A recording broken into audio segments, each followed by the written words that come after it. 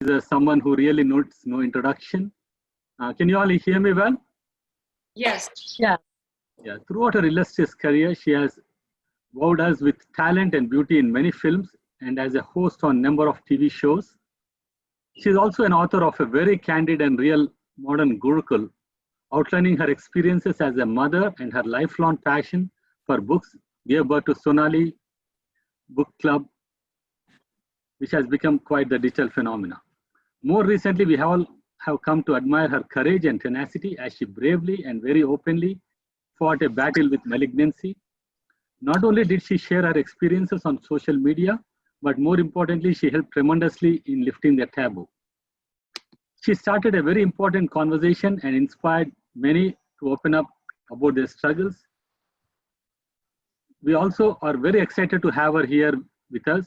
She is a role model to many and inspiration to all. Please join me in welcoming Sonali Bendre Well. Thank you, Sonali ji. Thank you for joining. And I have few panelists here. I will start with Anuja Gupta. Anuja Gupta is also from Chicago, and she's a retired cardiologist, and she's a real estate developer, and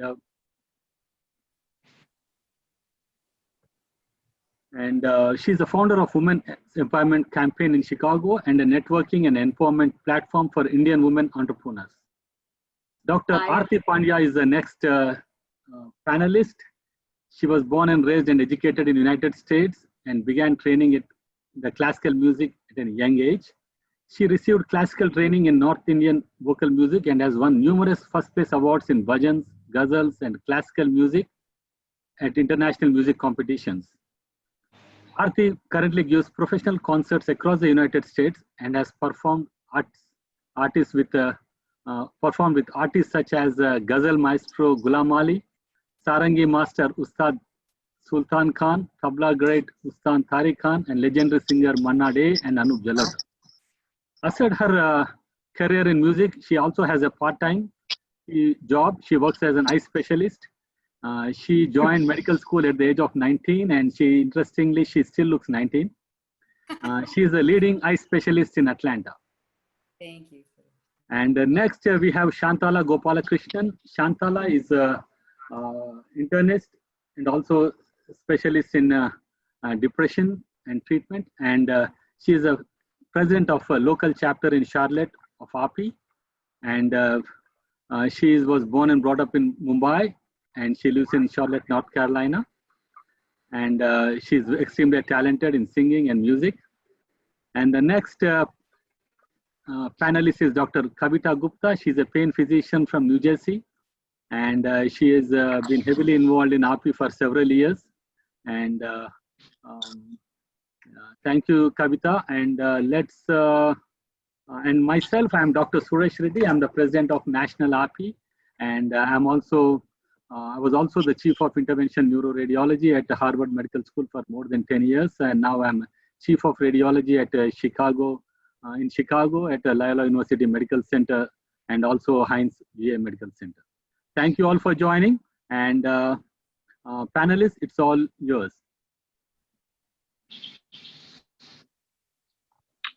Hi, can I just say that it's a pleasure being here. And thank you so much, Sonali ji, for being with us.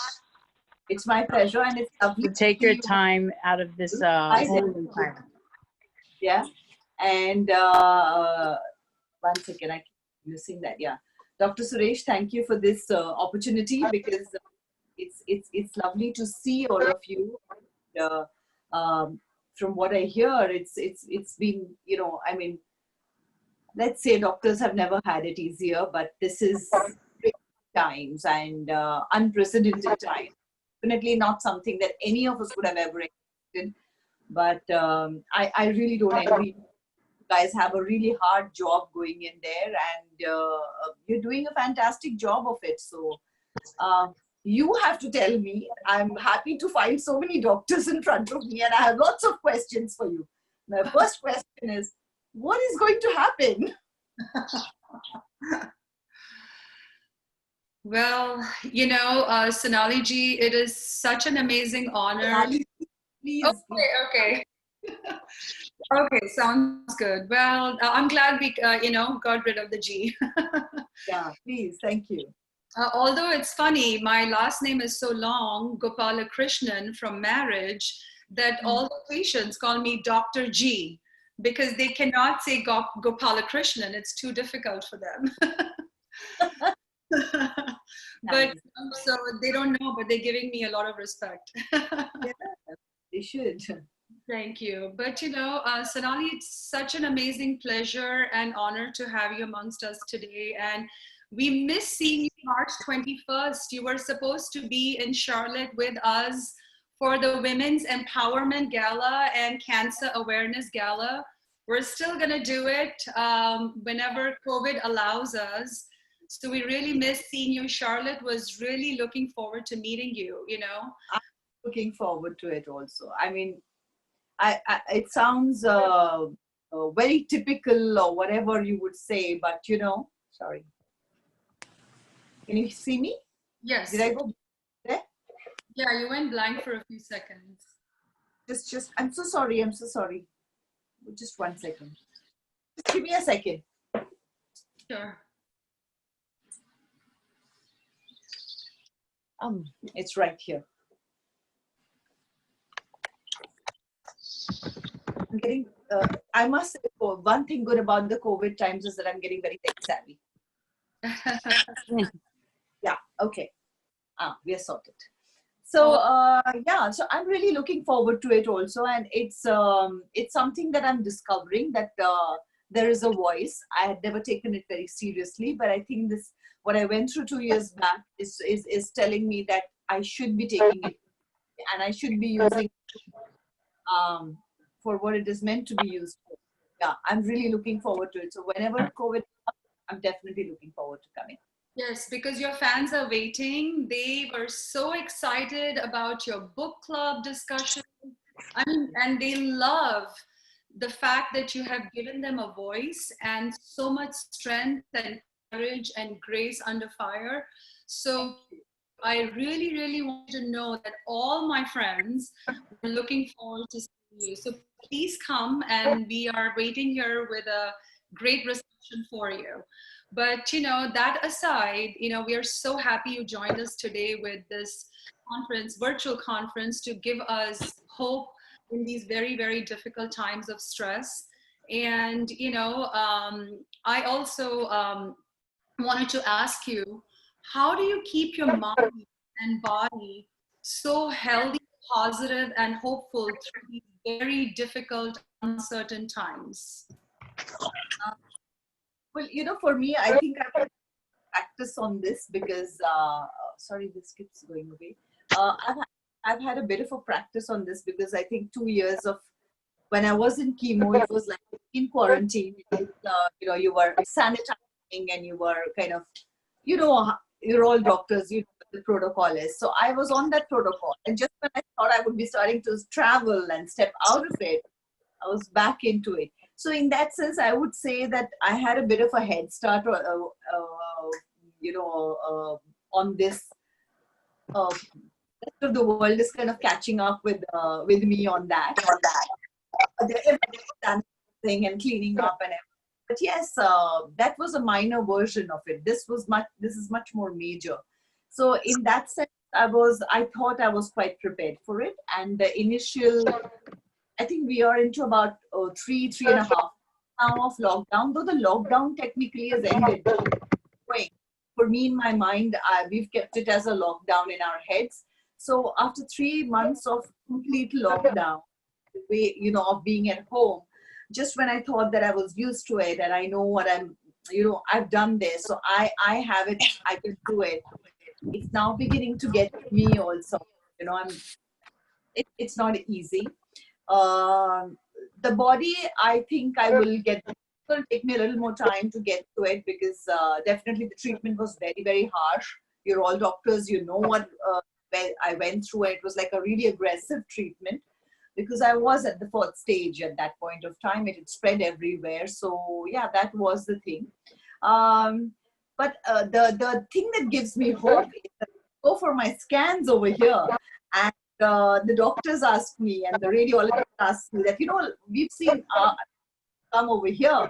What that they told you in America? What are they doing from there? That because your insides are looking so much more healthier, and because obviously they are looking at my insides when they're doing the scan, so they know what they're talking about.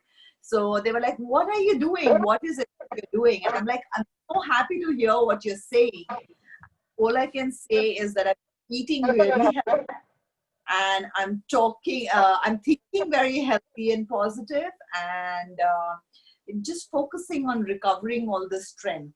So I was really happy to hear. I'm fast forward, so to say, on the recovery and the strength levels and everything. But I still have a long way to go where that's concerned. As in pre-cancer, I would say it's going to take me some more time to get there. But I was ready to travel. I was ready to step out and looking forward to it. So I'll still do it at some point, I'm sure. Oh, thank you so much. I mean, you look like the picture of health. God bless you with the best health ever that you dream of, wish for, and pray for, everything. Thank you. But I just realized that we didn't answer your question. You asked how long is this going to go on, right? Yeah, please. They are supposed to release a vaccine in September, October. AstraZeneca, the company, is making 1 billion, and they have tested it on 1,000, 2,000 people. So hopefully it will work, but it is yet to be determined. So we just have to be really, really careful. Wash our hands, wear a mask. It's really safe. Okay, or if you're in an emergency situation and then you take that vaccine. But normally this is a bit fast, and this is a little quick for the vaccine to be out. Would it have tested enough? All the side effects and everything. Not really. No, they're going by past data. This is the same center that created the Ebola vaccine. So Okay. you can trust the source. Okay. So that's the best we have. That's the best the world has. And the thing is, it'll go to emergency work essentials. But I'm sure the other doctors have something to say about this also. Yeah. Anuja, you want to comment on that? Yeah, Sonali, so nice to have you join. You look like the picture of perfect health. I think it's truly admirable that you made your journey, you shared it with so many people so openly and transparently.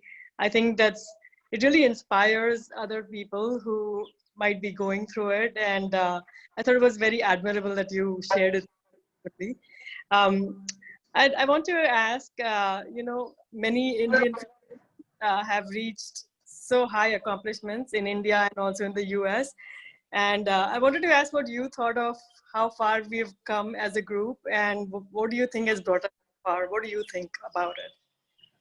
I think it is definitely the importance of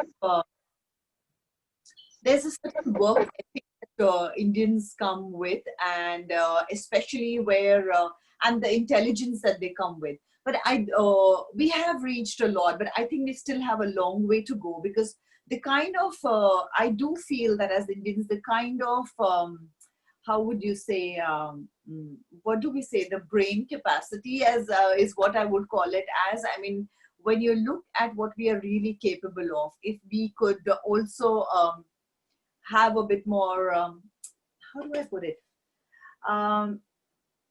I feel that we are still kind of caught up where we don't trust ourselves and our instinct as much as we should as yet. Maybe that's because we've been colonized for so long, and somewhere we still have a bit of that hangover. Because the moment we try to achieve something, look at the heights we managed to reach. I mean, it's phenomenal. Wherever Indians have gone, they've achieved. And so we are very high achievers, and we just now need to believe in ourselves, trust in ourselves, and kind of forget the baggage that we have of past on our shoulders and move ahead from there. And I think with the social media and the way this millennial generation is, maybe this generation just might do it, is what I feel. Great, thank you.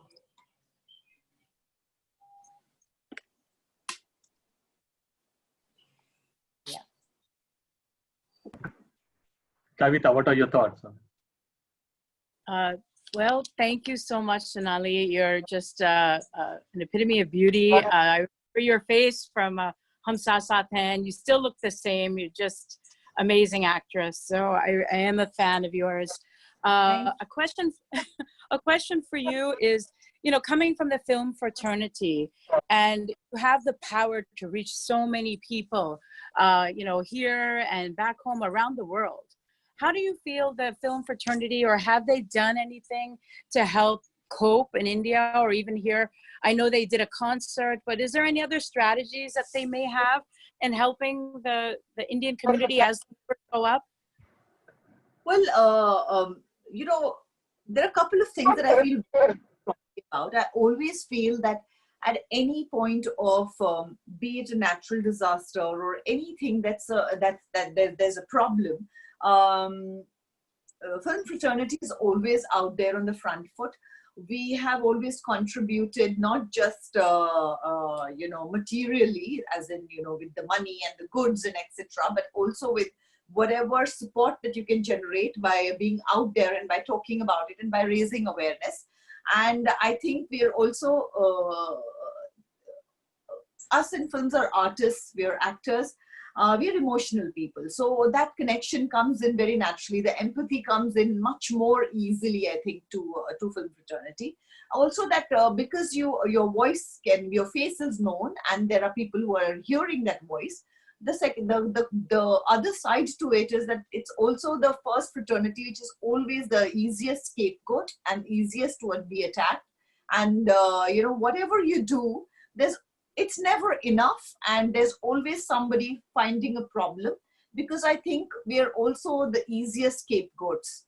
Film fraternity is still not a very organized sector, and that's because I'm not a very business person, but I would say that there are a lot of things that, you know, film fraternity has requested from the government, which is not coming through as an industry, given a certain industry state. So certain amount of limitations that comes in where organization is concerned. But where our unions are concerned, and be the producers union, the fighters union, the actors union, they've all come together, especially for the daily wage workers, because they earn daily and they've been at home. So there's a lot that has been done to feed them and to keep and the people who need help with hospitals and stuff like that.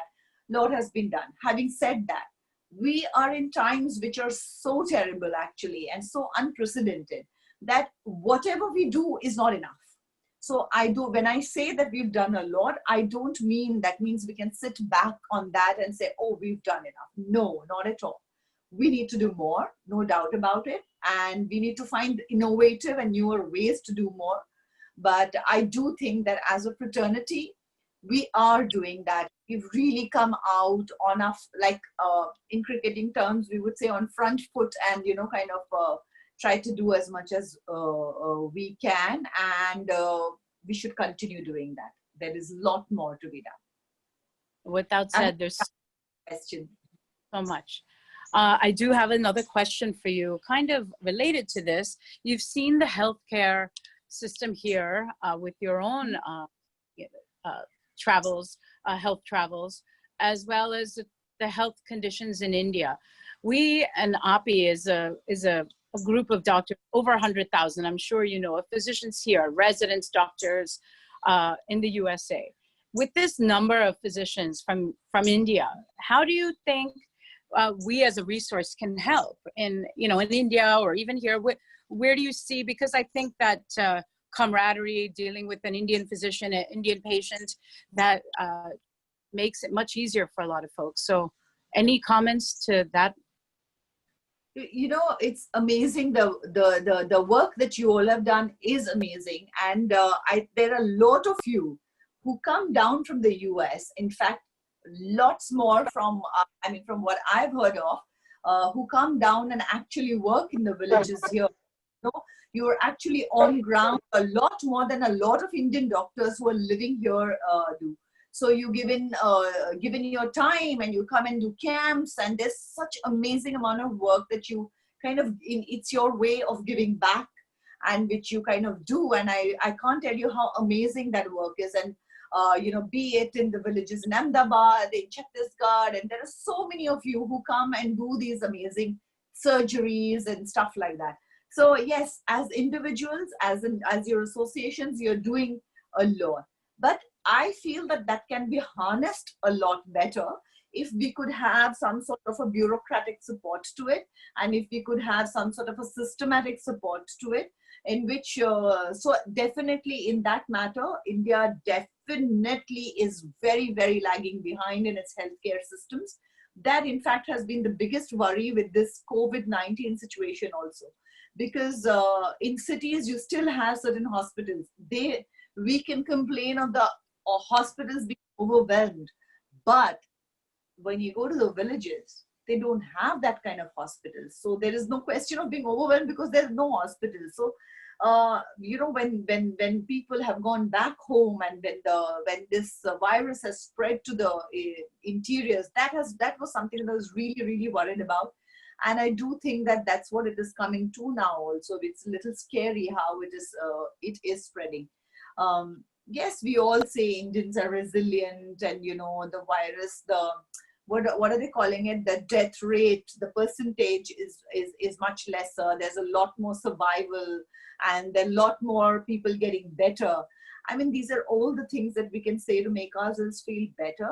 But the fact of the matter is that why are so many getting infected? So there is a lot of work that needs to be done. And I really do hope that the government of India, the systems in India could help organizations such as yourselves, and kind of, you know, if there could be a certain amount of working together, because there is a lot of it that you guys are doing on individual level. If that could be done with the backing of systems and, you know, bureaucracy and governments, I think we will achieve a lot more.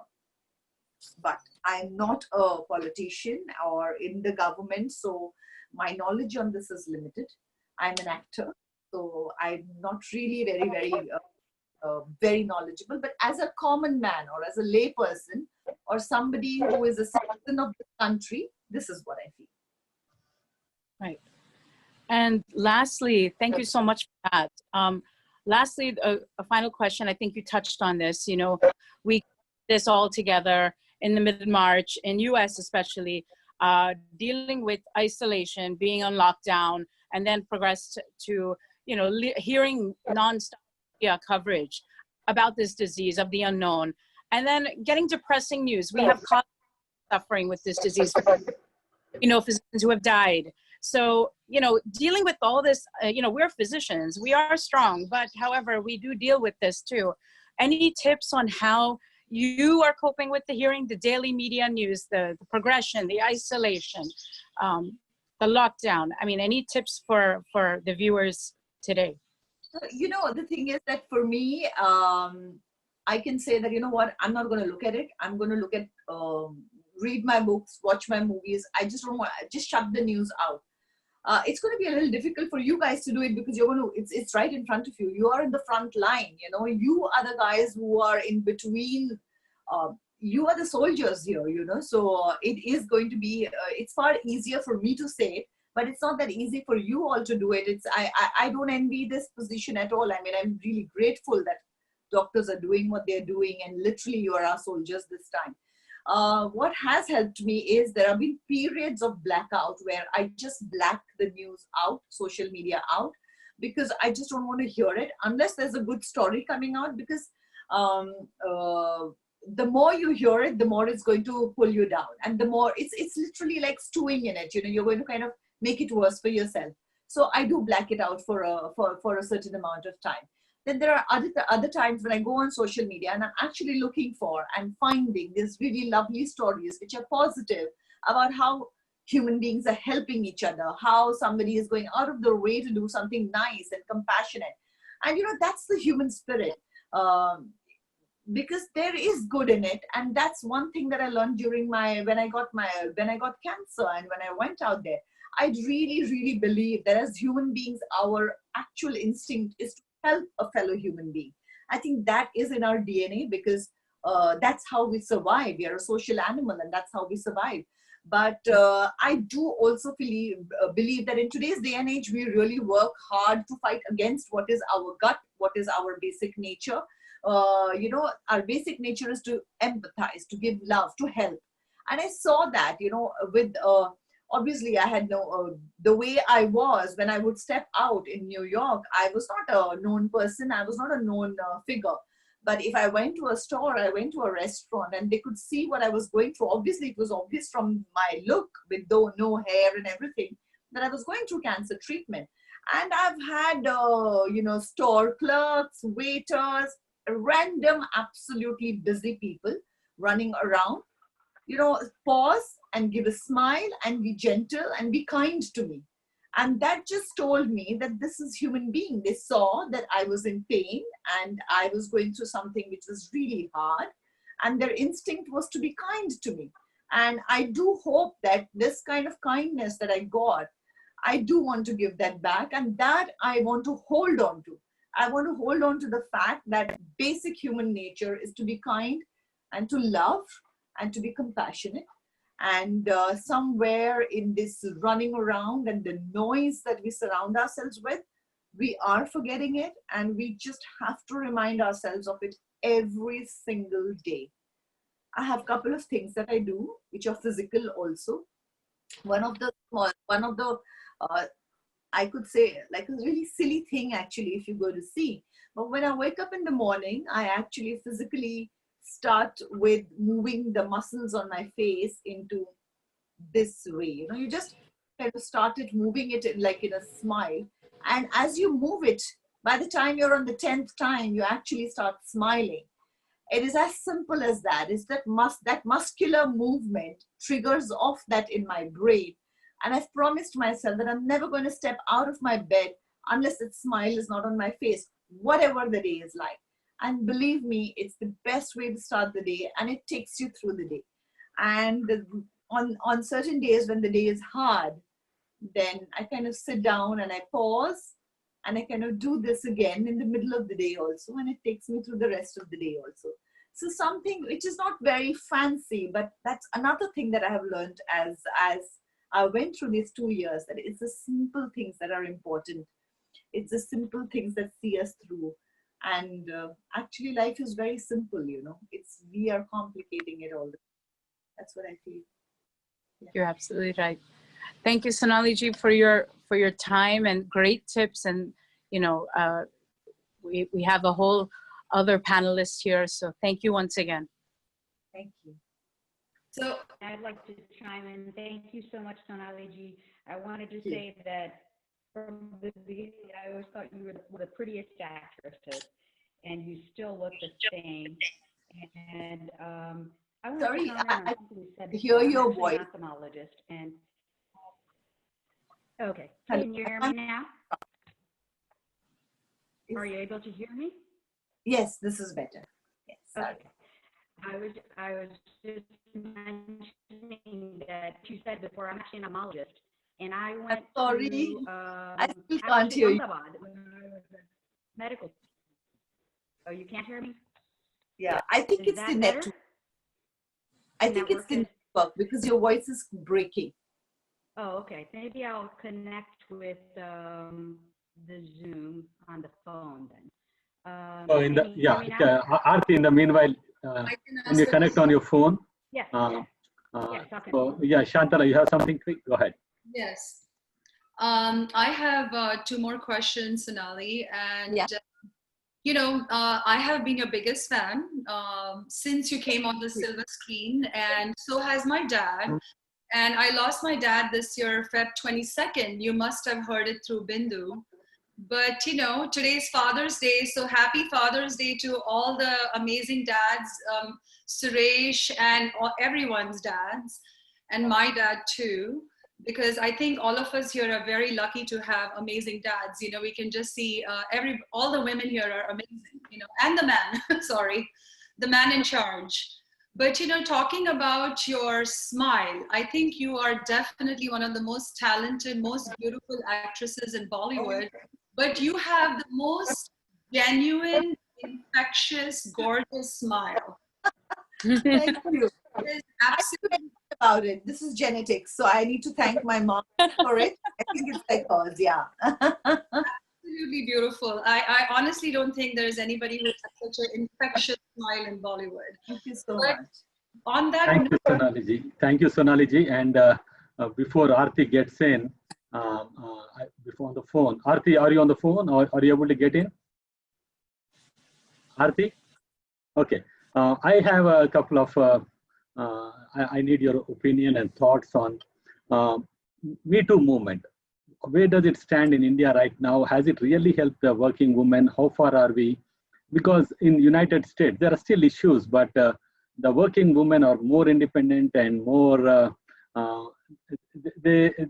it's more individualized than in India. There's still some social independence is not full as in the Western world. What are your thoughts? I would like to know your thoughts. There are a lot of problems that we think. There are a lot of times we think that in India we are the women have a little more problems than in the Western world. But I think a lot of working women in India go through a lot of issues that I think are equivalent where Western world is concerned and India is concerned. Certain things are different, no doubt about it. Where Me Too movement is concerned, I think it's a great conversation that has started. We have a long way to go where Me Too movement is concerned, but at least we are talking about it now. There were so many times when, because this conversation was not there. I think I don't have a daughter right now, but be it my son or if I had a daughter who was a teenager right now or was going out into the world, she was going out armed with the knowledge that there is something which can, because when we went to work, there were times when we were taught that this happens. You're supposed to deal with things and, or you just, stay away from certain areas. And we did believe that it can be our fault. Now at this point of time, we can send our daughters into the world with the knowledge that it's not their fault and that there are people out there who can be preying on you. And it's not something that you're overreacting to, but it's something that could be that could be possible, and that there is a conversation, so you can talk about it to somebody. But this, when I started working, this concept was not there. This was not something that you spoke about, so you didn't even know it existed. I mean, when the movement has started right now, and when women would come out and talk about their stories, and I would say, oh yeah, this could be. Oh, so is that what that was? So, instinctively you've gone through and you've done certain things, but you've done certain things to protect yourself, which has always been taking a step back, where you say, you know what, let me give this up because I don't want to do it. But because of this Me Too movement and the conversation that has started, the girls, when they come out to work today, they will not say that, oh, let me step back, this is not for me, but they will say, hey, this is wrong. I should not be going through this, and I will have a conversation about it. And that, I think, is a huge step forward. Now, with Me Too movement, or like with anything else, there are going to be cases which are false. And unfortunately, when those things happen, it kind of is like a setback for this movement. And I do wish that as women, this movement is so, so important for us. This conversation is so important that I would hope that it's never misused, because the moment it's misused a little bit, it shuts down a lot of doors for the women who are actually going through it. So these are the two areas which this is what I feel about where Me Too movement is concerned, as a woman who has been working and as a woman who sees a future for the girls who are coming in.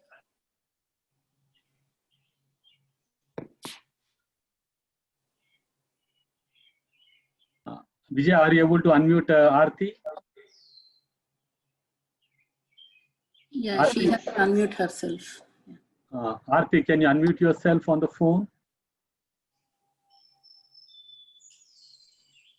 Okay, sorry again, because when we tried, it worked out fine. But Sonali ji, another quick I would like to give a little brief intro about RP because I'm sure you already know about it. With the COVID, all our doctors, especially in United States, have become overnight soldiers without proper training. We are never trained to see hundreds and hundreds of deaths every day. We are only trained to see like few deaths here and there. And I would like to let you know that we are working very closely with Indian doctors and doctors all over the world. And we do our global summits, where we have interaction with Indian doctors. And this year we did a global. For Go ahead, you, please go ahead, Sonali. what I would like to know is that, like I said, as doctors, you see death. It's not like you don't see it. But this is definitely unprecedented. This is not something you've seen. And there are a lot of doctors who are going through it also. So there's a lot of mental stress. Also, the hours that you're all putting in, kind of conditions that you're. What are you doing? Sorry, repeat again. There's going to be a huge repercussion of mental health with what we are all doing. Right. So this is that's a great question, Sonali ji. They are under tremendous stress, and I don't. It's like a soldiers fighting in the trenches. You may not have that repercussions showing right away, but I think it will come back 5 years, 10 years from now. Seeing so many deaths and so many in a short period of time, not mentally prepared for it.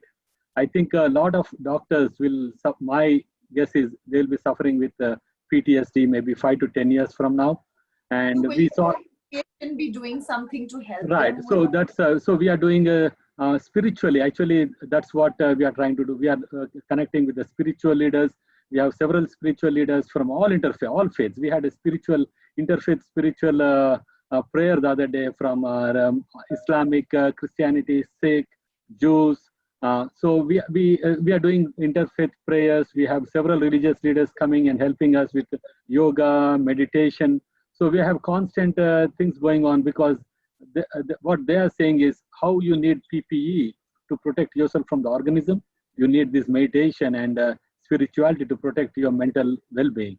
So that's we are heavily focusing on that, and you hit right on the nail. I think it's going to hit soon. That will be the next will be hitting. Epidemic. I would With like doctors. to add. Aarti, you here? Aarti, you here? Can you hear me now? Yes. Can you hear Yeah, me? go ahead. Yeah, go ahead. Okay. Sonali, I don't know if you can still hear me or not. Yeah, Yeah. higher. I just wanted to make a comment. You had mentioned that having some bureaucracy with American physicians going to India. I did that with cataract surgery camps, and I agree that API is now has a forum to kind of work together with the political environment in India, and I think that would be a wonderful thing. I wanted to ask you a quick question about you've been through a life-threatening situation. Can you impart some of your most, I guess, changing or 3 things that you would think that people should know about, what you went through, and what you can impart to the audience about your goal? Sorry, if you can Dr. Reddy, if you can hear this question, can you just tell me? Because, it is So- breaking. Just she would like to know what we can do to because several of our physicians are serving in India on their own time, and also several of our Indian physicians are retired now. They are trying helping on their own, and also this year when we did the summit, we did a lot of exchange of education, especially also during the COVID season. We did like 50 webinars. And we're also helping the medical students. During our summit, we did a huge quiz this morning, and we are offering prizes to Indian medical students. There are 30,000 Indian medical students that registered for this activity. And this morning, we had an amazing quiz. So the question is, what can we do to increase the collaboration with Indian physicians and Indian healthcare professionals? So like I said, a little difficult for me to answer this question as to what can be done. But I think that it all starts with the intention. it's very obvious that you have the intention and you want to do this. And I do believe that if you really want to do it, paths open out. Maybe that's because when you really want something, you kind of are looking at things in a certain way and you're picking on this. Having said that, I really don't know beyond a point how it can be helped with, but now that you've raised this question, and if I'm talking to the doctors here or to anybody here, this is something that I will try to gain a little more knowledge about. But what you're doing already itself sounds like a lot of good work that's going on. And I think all the associations need to come together and kind of help each other and help. So it's like, in my fraternity, I would say let all the associations kind of come and help the lowest in our, maybe lowest is not the right word, but the most vulnerable in our fraternity. And for us, that would be the daily wage workers, would be the most vulnerable in our fraternity. So you try and you know that that's the vulnerable point. So you kind of put in as much of resources as you can and push in that direction to help that out. So as physicians and as doctors, you in your associations will be able to identify the vulnerable points much more and try and push it to that area. That's what I would say would be the ideal way to do it, I suppose.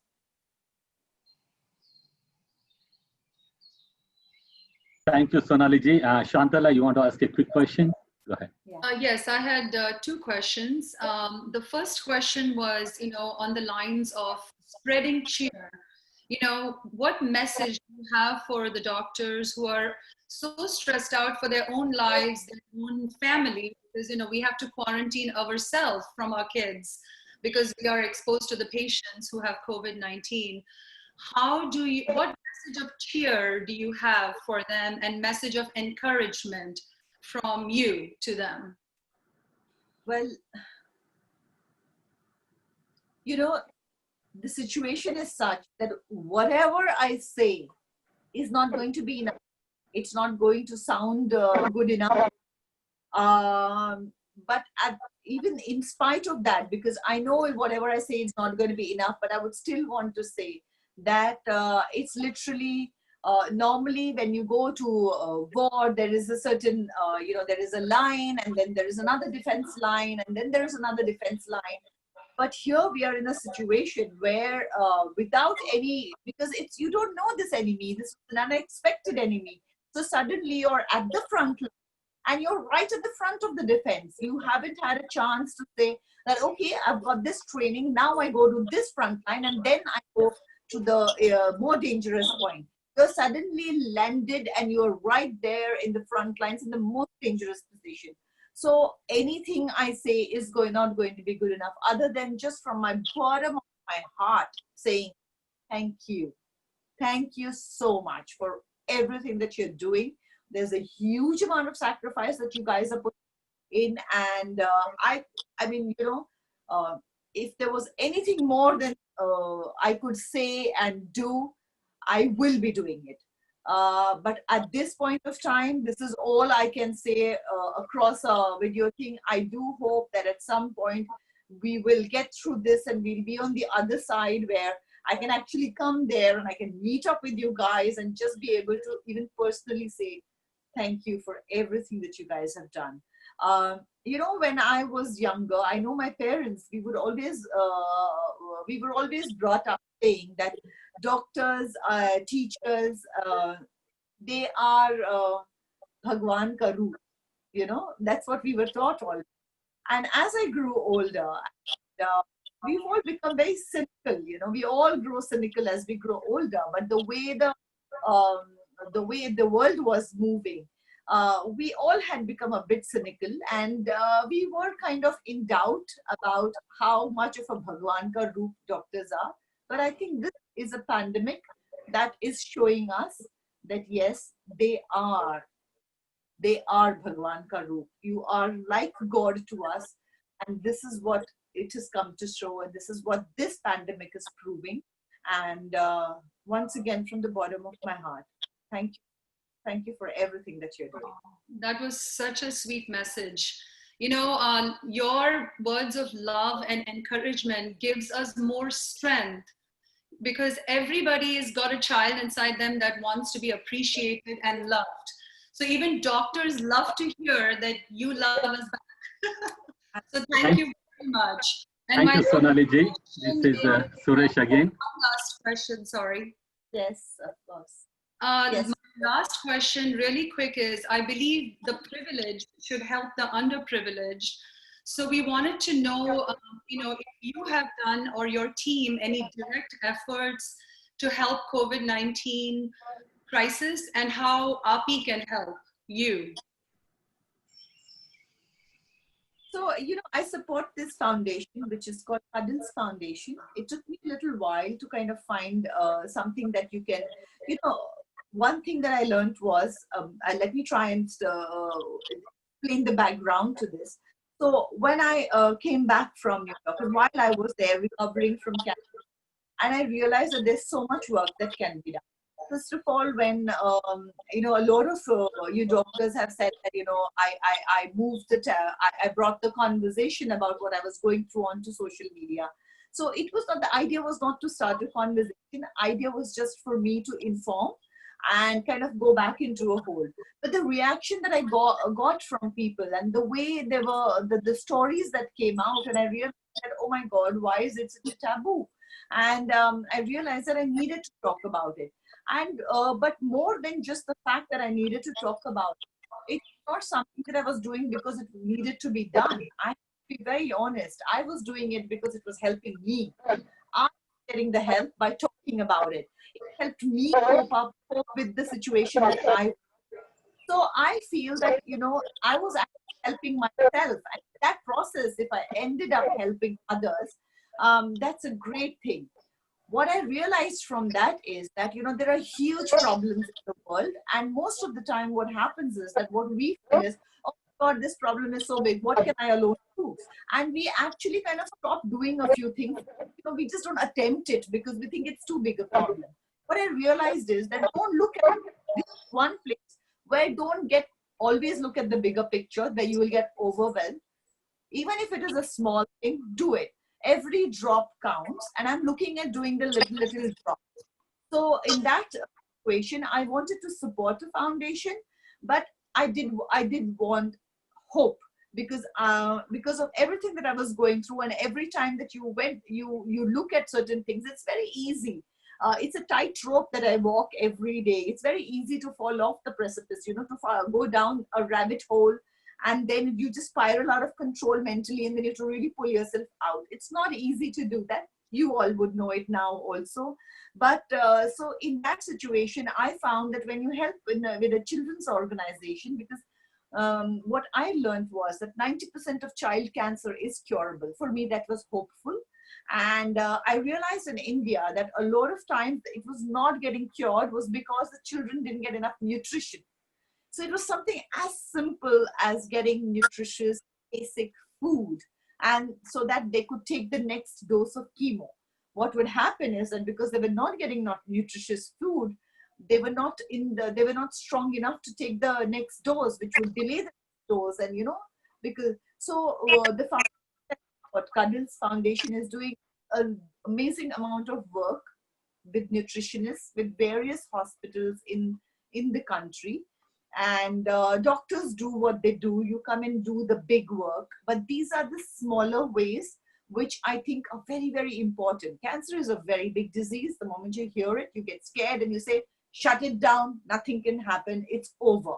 But I would like to tell people that it's not over, and there is hope, and it can be cured, and there is a path to it, and you can recover. And nutrition is very, very important. Mental health is very, very important. Physical well-being and when I mean, because workouts, when you talk about, have become this insane way of torturing your body, you know. That's what we are all doing in the modern age. I don't think we are being fit. We are torturing our bodies because we have this weird ways or views of what our body should be like, and we are pushing ourselves to some weird strange lens to kind of achieve something which is not our bodies. So physical, mental, and nutritious, this well-being is what it's going to be holistic, and I would like to focus on that. And what really helped me when doctors talk to me and help me with a holistic environment, it always helps me. Because when my doctor spoke to me and gave me a holistic picture, I believed it much more than somebody who was not my doctor telling me about it. So as doctors, if you could talk, when you talk to your patients, it takes a little bit longer, but if for a little while, if you could just give them a little bit more of that support, I know you're already doing a lot, but that when you just talk about things in a holistic way, it does help because it comes from your doctor and you're looking up to your doctor because that is the person who's saving your life. And when it comes from that person, it matters a lot. So in the big picture, you're all doing a lot more.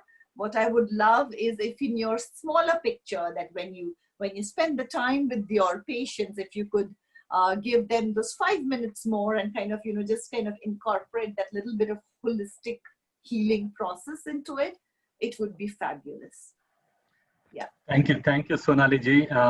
I know we are coming to a close, and it's an amazing experience chatting with you. And you know that, and we all know that you have one of the cutest smiles on earth. And I have a question for myself, just picking your brain. What is, you have acted in so many Hindi, Telugu, Tamil, and all those movies, and I have seen several of those, including a couple of Telugu movies, Manmadhudu and Murari. And which one was your most favorite movie and why?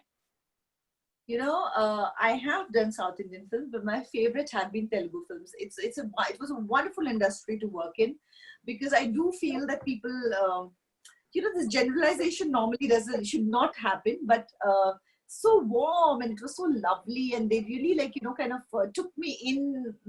They were very loving and very gentle people. Oh, so I really took my time when I did my Telugu films. One of my favorite Telugu film is Murari. I did enjoy working on the film a lot, and Manmadhudu also is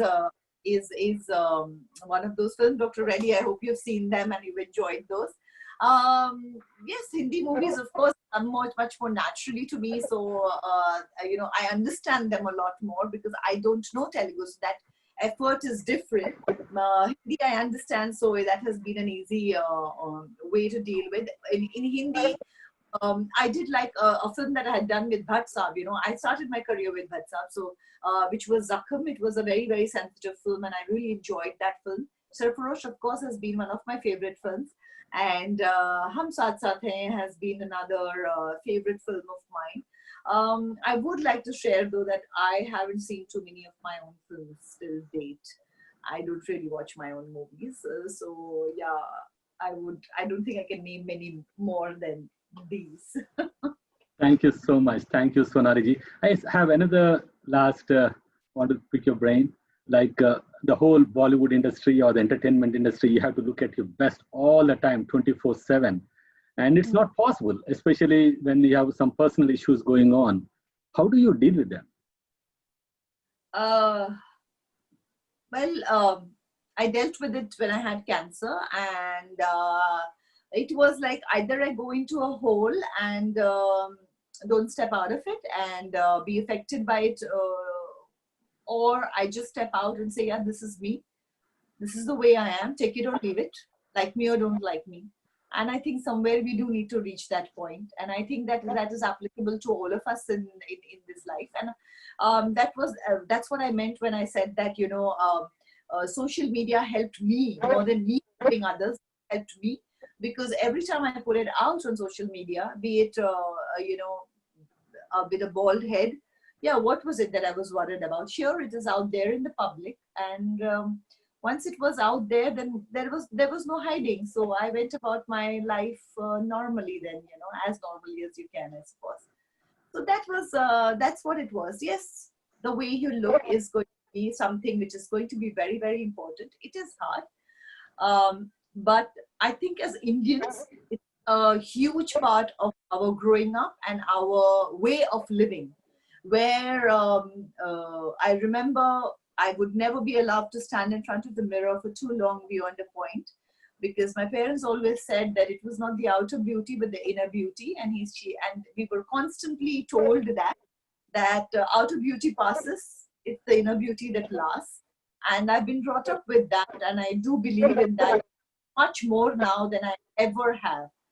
And I do think that's what we all need to believe in. It's the inner beauty that matters much more than outer beauty. It's easier to say it than practice it, but I'm trying to practice it. Thank you, Sonali ji. And we all agree that you are perfect, the best inner beauty and outer beauty. And one more statement I would like to make, and I would like your thoughts on that, and we can close on that. Social distancing, this one term, it has become such a used word. But I differ. Instead of calling social distancing, we should call it physical distancing. I social agree. Closeness. What are your thoughts on that? We really need to connect a lot more. So we need to keep the physical distance, but that doesn't mean we need to distance from each other. So this is the time in the world that we all need to connect a lot more. We all need each other's support. This is a time in humanity that as humanity and as human beings, we all need to come together, and we need to be inclusive. That's what is going to see us through these times. And if we cannot be inclusive, if we are going to make the same mistake we've been making, then it's going to be very, very hard.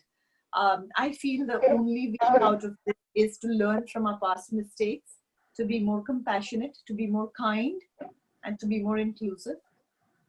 And yeah, so maybe thank you, Sonali ji. And let's not do the social and emotional distancing. Let's only do the physical distancing for now. we'll wrap up in a couple of Before minutes. we end, I would like to thank you, Dr. Reddy, for having this, because believe me that I don't know any of you, but you know, you're isolated, you're in your house. So every time I get an opportunity like this, believe me that the opportunity that you have with me helps me more than anybody else, because I'm getting an opportunity to talk to all of you, to look at human beings, to interact with different people. I cannot thank you enough for this opportunity. Bharat Bhai, thank you for getting me to do this and putting this together. Believe me, in this COVID times, this has been amazing. I like this interaction. I like this connectivity. And also I want to thank all of you doctors on the panel once again, and the ones who are on this session.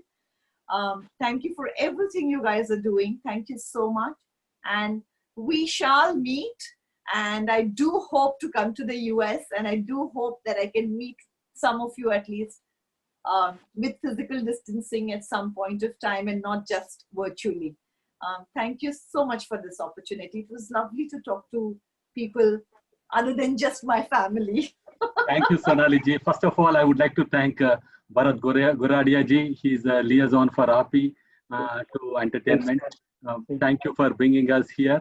And Sonali ji, it's an honor, and our invitation is always open. Anytime you want to talk to us, just send us an email. The whole panel, the whole API will be with you. Done. And thank you. And the closing statements from panelists, just like a one-liner from all the panelists, please.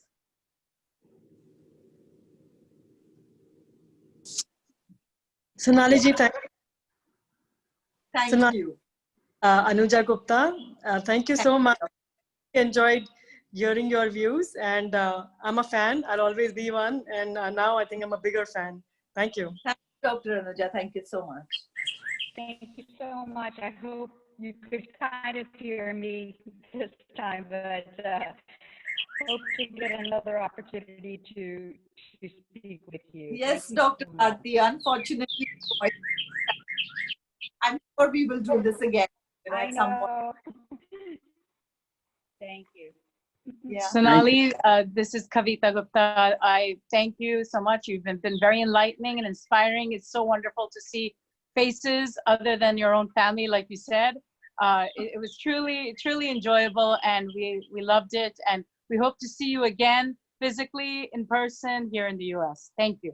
Thank you, doctor. Thank you so much. Thank you for everything. Sonali, this is Shantala Gopalakrishnan from Charlotte. I will definitely see you in Charlotte for the Women's Empowerment and Cancer Awareness Gala soon. And you have brightened our day with your beautiful smile and hopeful words. Thank you so much. Thank you, doctor. Thank you so much. Dr. Reddy, thank you so much for everything. Bye. See you all. Bye. Bye. Stay Thank you, Sonali ji. safe. Take care. Yeah. Sonali ji, one question. The foundation was Cuddles Foundation? Cuddles Foundation. Okay. Wonderful. Thank you. Great work. Thank you so much. Bye-bye. Thank you. You look amazing as always. Thank you. So much. Thank you. And Thank stay you. healthy, stay safe. Thank you. Thank you.